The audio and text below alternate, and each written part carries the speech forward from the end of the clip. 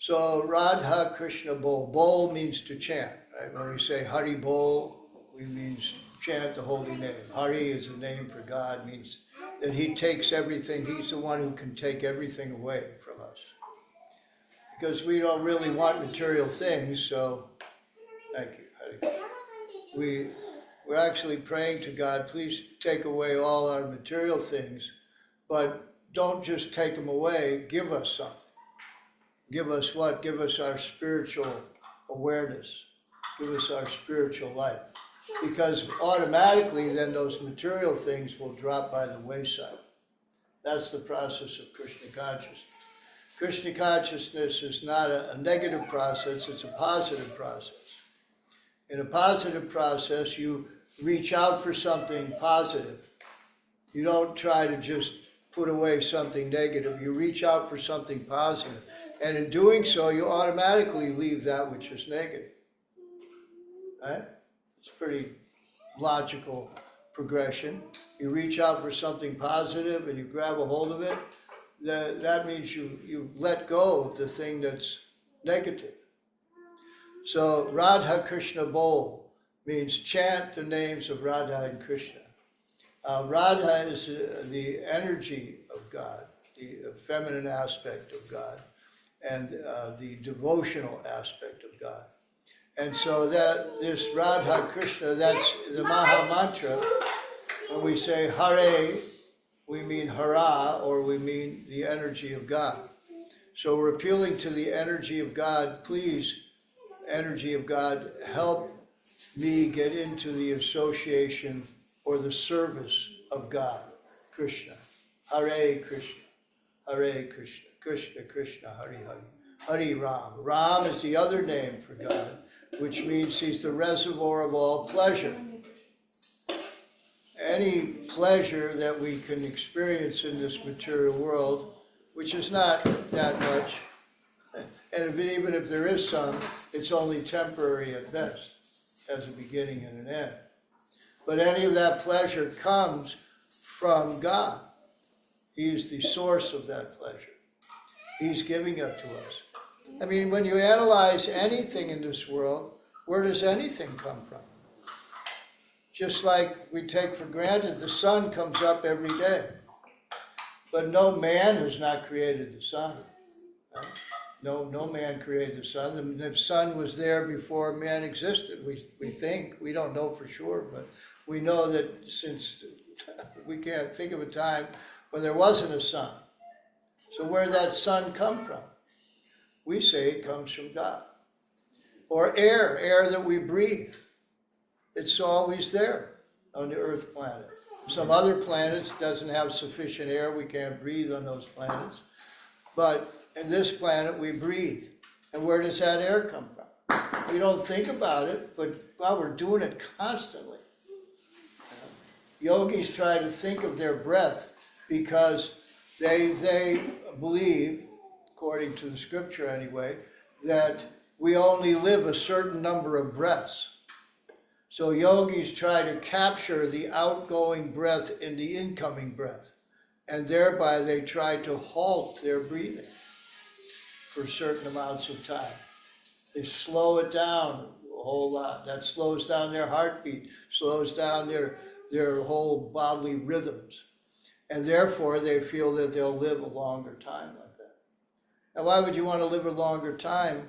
Because that gives you more time to get closer to God. So this is the Hare Krishna mantra. Hare Krishna, Krishna Krishna, Hare Hare, Hare Rama, Ram Rama, Hare Hare. And in this song that was written by Bhaktivinoda Thakur, we have a little row of pictures here of the Guru Parampara. We come from a disciplic succession, who the last guru in our line is Srila Prabhupada, as Prabhu has discussed last Sunday. And Prabhupada was the founder, Acharya of this movement, the International Society for Krishna Consciousness. He came on the behest of his spiritual master, the order of his spiritual master, Srila Bhaktisiddhanta, the next picture. Then there's another one, the Sri Gaurkishore, that was his spiritual master. And then there's Bhaktivinoda Thakur. Bhaktivinoda Thakur was also the father of Srila Prabhupada's spiritual master, Srila Bhaktisiddhanta. So Bhaktivinoda Thakur revived Krishna, the real Krishna consciousness in Bengal in the 1800s. And he was a prolific, very prolific writer. I mean, in this book here, I've got about 40 songs in it. Most of them are his written songs, and that's just a little bit of his writings and songs. He wrote a book and sent it to the West, to a university in Canada in 1800s or early 1900s. And the devotees actually got that book, ended up getting that book at some date. I remember reading that. But he was a very prolific writer. He was a judge, a magistrate in Bengal, very respected personality. And he wrote these songs and about chanting Hare Krishna, about the glories of chanting, about his sense of humility and feelings in the material world, about the spiritual master and surrender to the spiritual master. And this one in particular, Radha Krishna Bol. He starts Radha Krishna Bol Bol, Bolo Re Sobai. Radha Krishna Bol Bol, Bolo Re Sobai. So that means everyone. He's requesting everyone chant Radha Krishna, chant Radha Krishna, chant this Hare Krishna mantra. And then he says, Shikadiya Sadnadiya Perche Neche Gaur Nitai. Gaur Nitai are Lord Chaitanya and Nityananda, the two smaller deities that you see. There's two in the red dress and two smaller ones in the gold dress. They're the same personalities, just in different size deities. And that's Lord Chaitanya and Nityananda, who appeared in West Bengal around a little over 500 years ago and propagated the chanting of the Hare Krishna mantra as a means for self-realization. We want to, in the material world, there's a struggle to understand who we are because we are not this body. So if we're not this body, then we start to, there's a natural thing, who are we? Because intuitively, most of us understand we're not this body because we're uncomfortable in the body, right? They say 60% of the people in the world today feel they have no purpose in life. I mean, they don't understand what they're doing in the world. They're having a problem trying to relate to the world. And the reason is because we're not of this material world. We are of the spiritual world. We are by nature spirit souls. So, Shikadiya Sabnadiya Perche Neche Gornitai. The Lord Chaitanya and Lord Nityananda, they're dancing throughout Nadia. And they're giving these teachings. What is the teaching? Oh brothers, needlessly you are suffering. It says, Meche Mayer Bose Jacho Bese Kacha Habu Dububai. Needlessly you are suffering in the lap of the witch Maya. Thus we're suffering due to our material desires. And we're being carried away by the waves of Maya. We're just sometimes floating and sometimes sinking, sometimes rising up, sometimes going down. The dualities of the material world. Matra sparshas tokante ashitoshna sukadukada. In the Bhagavad Gita it says that there's happiness and there's distress, there's cold and there's heat, there's fame and there's infamy. All these dualities in the material world that we come in contact with. And they're generally not pleasant because one day we're being glorified and the next day we're being put down. Or one day it's very hot and the next day it's very cold. Or one day it's the thunderstorms and raining and the weather's and the next day it's a beautiful weather. So how do we adjust to all these dualities in the material world? The only way is that we have to tolerate. Comes to tikshasva bharata. To tiksha, that means to tolerate. Now, how can we tolerate these things in the material world if we accept ourselves as this body, mistakenly accept ourselves as this body? We can't, because these things are being brought upon the body on a constant basis. But the first instruction Krishna gives in Bhagavad Gita is that we're not this body. We're an eternal spirit soul. So that's the teaching of this song. It says, Jiva Krishna Das Evisvas Korle Tohar Dukonai. Jiv means the individual, the soul. Jiv Krishna Das. Krishna Das. Das means servant. So it says, we are all the servant of Krishna. Just understand this, that you're a spirit soul and you're the eternal servant of Krishna. And you will never have any more sorrows. Kore to artukonai. You'll never have any more sorrows. Just think, isn't that a wonderful position? In the material world, have no more sorrows. And we can do that if we apply ourselves to the process of Krishna consciousness, which simply means to chant the Hare Krishna Maha Mantra. Hare Krishna, Krishna Krishna, Hare Hare. Hare Rama, Rama Rama, Hare Hare. And so that's what they say here too. They say, and when you chant the holy name of Krishna, your eyes will fill with tears and your body shiver in transcendental ecstasy. Feeling transcendental ecstasy. That's a pleasure that's beyond the material world. Transcendental means not part of this material realm. It means beyond that. And ecstasy is something that we just think is some kind of drug because we don't experience it in the material world, right?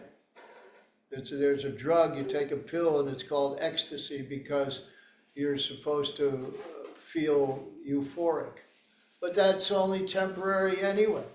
And not only that, it probably causes more problems internally, just taking those chemicals and stuff like that in the long, just like alcohol. We drink alcohol, and what happens? We feel a little bit lightheaded, and then all of a sudden we start to get, some people get angry, some people get ridiculous, some people fall down, some people throw up.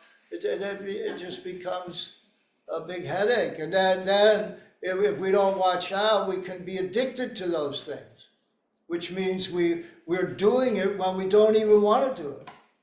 What is Krishna even mentions this in Bhagavad Gita? What is it that propels us to do something even though we don't want to do it? Krishna says it's lust only, Arjuna. What is lust? Lust is that desire to enjoy separately from God. And in the material world, that's why we're here. We all have this body as an indication that we wanted to enjoy separately from God, and that's what we're trying to do. But that's not really satisfying us. No one is satisfied in this material world. So how do we be satisfied? We apply ourselves to this simple chanting. And when we chant Hare Krishna, all we have to do is hear that transcendental sound vibration. Golo Kera Premadana Harinama Sankirtan. There's another song which says that the Harinam, or the holy name of Krishna, Golo Kera Premadana, Gola, it comes from the spiritual world. So it's not tainted by even though we may sing it or chant it, enunciate it with a material tongue, it's not of this the material world. Our tongue becomes spiritualized by the presence of the holy name. And Prabhupada even mentioned that he says, Krishna dances on your tongue. Because Krishna and his name, they're not different. The nature of God is that he's absolute. Means that he and his name, they're not different. If we say Coca-Cola, Coca-Cola, Coca-Cola, Coca-Cola, or orange juice, or just water. We can't satisfy our tongue by just saying these words. In the material world, you have to have the substance. You have to have the orange juice, you have to have the Coca-Cola or the water, whatever it is, to satisfy yourself, to wet that tongue.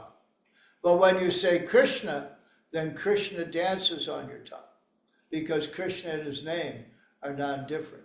Nam nama kari bahudat nija sarva shaktis. Lord Chaitanya says that nija sarva shakti. Sarva means all, shakti. We've all heard of shakti, the power, right? So all of the power of Krishna's name is within his name. So when we chant his name, he's there with us. And by that association of God, we rise above our material consciousness. We are grabbing on to that which is most positive, the Supreme Personality. And therefore, these lesser things in the material world, it's not that we're not involved in them, but we're not feeling ourselves part of them. We're able to rise above and float around in this material world on a different level. And you practically experience that when you apply yourself. Right? Isabel's chanting 1 round every day, right? For a month now or more. So do you feel more transcendental? She does. Yeah. So it's just, as I think it was George Harrison said, the proof of the pudding is in the eating. I can tell you that honey is very sweet and is very palatable and you'll enjoy it very much. But as much as I tell you, it's not going to mean anything until you stick your hand in the honey jar, take a taste of that honey. So here we have a place that's run by Bhagavan Narada Prabhu and his wife Nardi, just for the facility for people like yourselves and anybody and all your friends to come and chant Hare Krishna. That's why the devotees have established this little center. That's why they're building now a separate building just to be a temple, just for what? Just to chant Hare Krishna. People to come and chant. They invite everybody in their home. What a wonderful thing.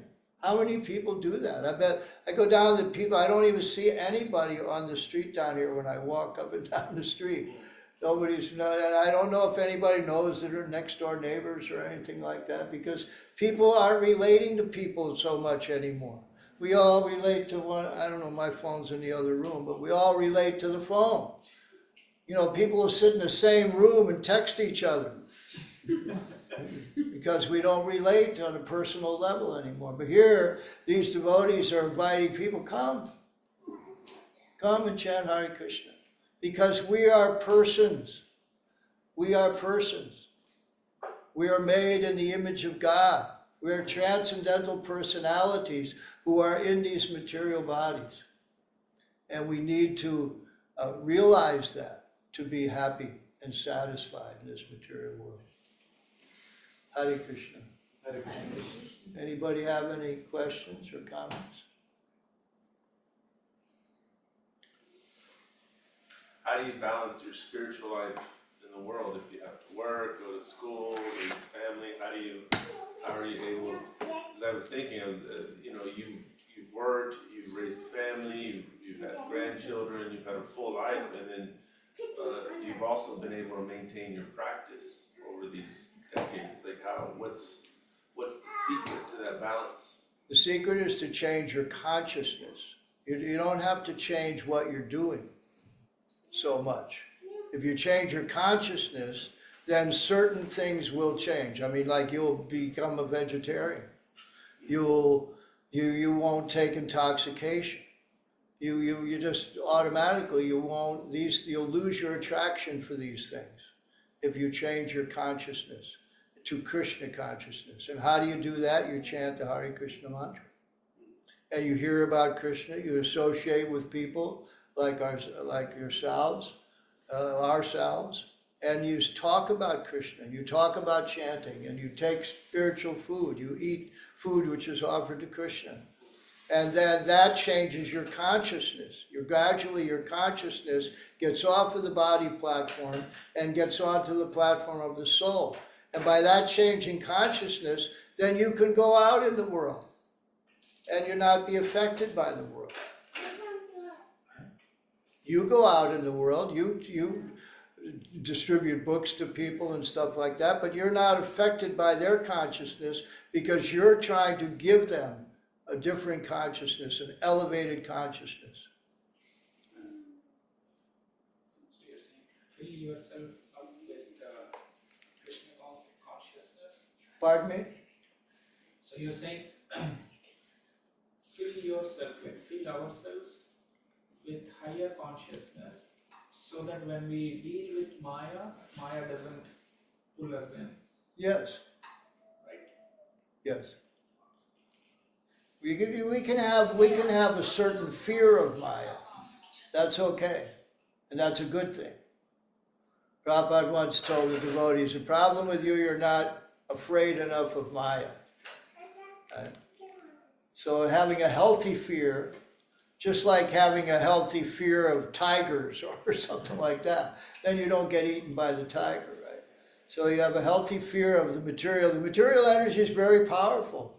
That's devotive, it's here for a purpose, the material world, to test us. Right? They call that temptation, right? Christ is tempted and devotees become tempted. So to resist that temptation of the material world, we have to, as you say, attain a higher consciousness. And we do that by rendering service to Krishna and his devotees, chanting Hare Krishna, or rendering some kind of service. But all services can revolve around this chanting process. Harir Nam, Harir Nam, Harir Nam, Eva Kevalam, Kalo Nasteva, Nasteva, Nasteva, Gatiranyata.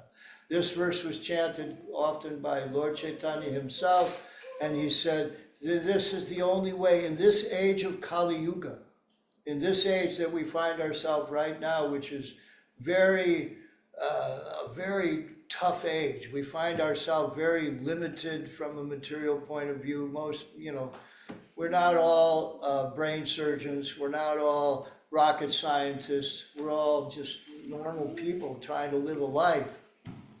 And so how do we attain a higher consciousness? By Harir Nam, Harir Nam, Harir Nam. This is the way for self-realization in this particular age, which is a difficult time from one's perspective, but an easy time from the transcendental perspective, because really this simple mantra, Hare Krishna and Rama, put together in this as the Maha Mantra, is a way and means to rise above this material energy. It's simple. Who can't chant Hare Krishna? Even kids chant Hare Krishna. So what to speak of us? We're all adults, except for a couple little kids. Even they can chant Hare Krishna. I'm sure they do. Have you met Sri Prabhu? Yeah, sure. So what was your experience like? How did you? Well, I once put sandalwood paste on Prabhupada's forehead.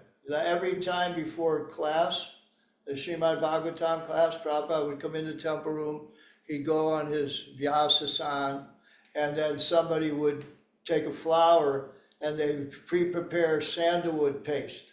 Mix a little water and you rub the sandalwood wood on there and you make a paste out of that. And then they would it's very cooling, so they would put that on Prabhupada's forehead. So I got to do that one time. And it was like putting my hand in an electric socket is what I think of, all I could think of. And so I remember just putting that on Prabhupada. It was just because Prabhupada leaned forward, because he was expecting that. Was it here? Or? No, I was in Los Angeles. Oh, no. Yeah. But Prabhupada was a very transcendental personality, no doubt. At one time I saw his effulgence of golden color in Mayapur. when there was a big kirtan, and after class, the devotees would have a big kirtan. And then in Mayapur, the temple, the old temple, was a big rectangular building, and the deity room was on one end, and Prabhupada's Vyasasan room was on the other end. And you could walk around them, like circumambulate, either of those within the building. So on both sides of the deity room, there was a bell with a long rope that hung down. And so the devotees were having ecstatic kirtan like we were dancing last night, right? Except wild, devotees were all very young in those days and very energetic. And so Prabhupada was probably in his mid-70s in those days. And so devotees, they'd go around and circumambulate the deities doing a big kirtan. Prabhupada would go, and he'd come to the bell, and he'd ring this bell right with the kirtan. Bing, bang, bang, bang, big old brass bell it was. And Prabhupada would right with the kirtan, with the beat of the kirtan. And then he'd stop, and then he'd go around. The devotees were, looking at Prabhupada and chanting, jumping in the air. And so I was I'm not very attracted to large crowds like that. I didn't want to fight to be in the midst of those devotees. So I thought, well, I'm going to wait here in front of the deities, because every time Prabhupada would come around, he would kind of just do a little twist around and honor the deities, and then he'd go about again and go around with the kirtan. So there's two pillars right there. I'm going to wait right by one of these pillars. So sure enough, Prabhupada came around, and he stopped right there, and I'm right here, Prabhupada's right there. And I don't know if you ever heard of Brahmananda, but Brahmananda was a great devotee of Prabhupada, very big guy, huge. And so he was standing right by Prabhupada. So Prabhupada raised his arms as he did sometimes in dancing, like Lord Chaitanya. See, his arms are raised in the deity. And so they're calling upon God, please, God, accept me. Hare Krishna, Hare Krishna. So Prabhupada's dancing, and he's jumping up and down and raising his arms like this. And then he did a little dance around, turned around while he's dancing. And he was glowing. I mean, he had an effulgence that you could not mistake. It was perfectly visible. And later, a friend of mine, he was right behind me because he saw what I was doing, and he said he thought he'd do the same thing. So he was standing right behind me. And he separately, even without, I think some years later, he said, yeah, I was there. I was right behind you. And I saw that effulgence too. I saw that glowing of Prabhupada. So there's no doubt he was not an ordinary personality of this world. Yeah.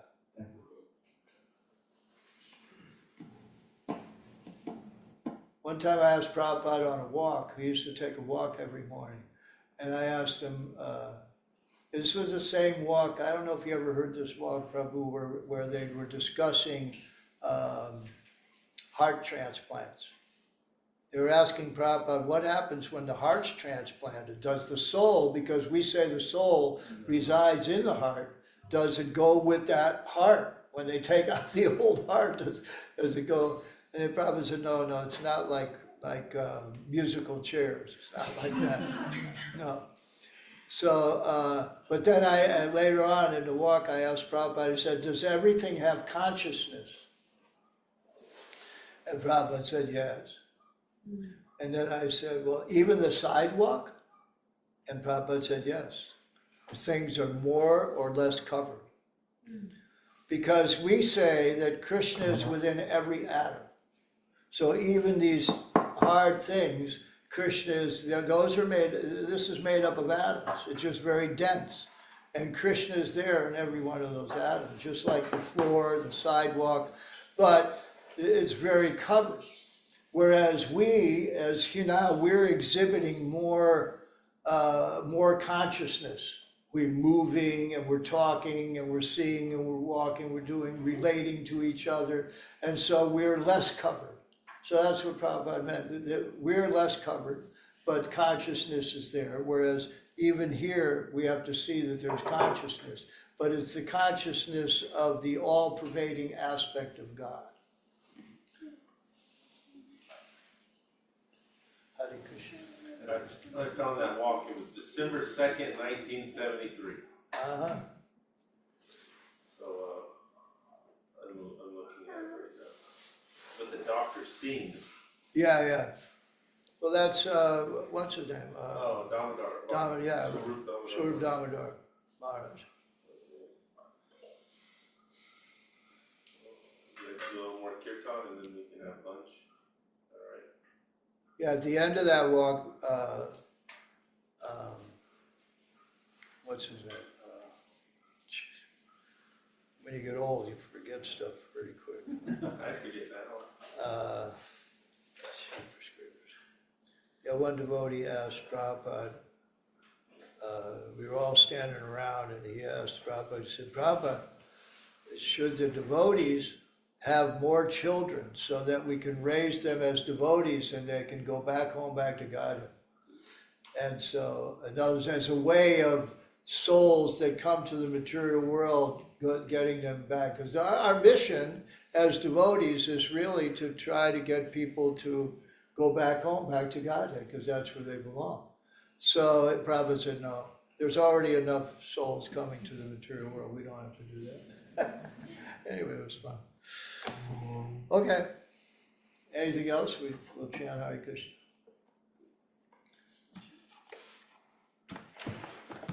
Okay.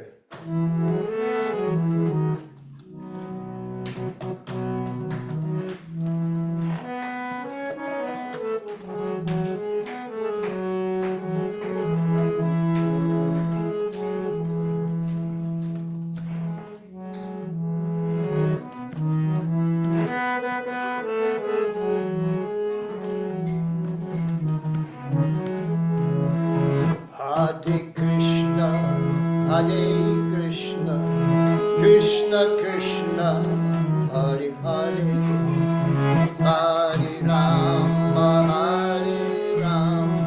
Rama Rama, Hare Hare, Hare Bol.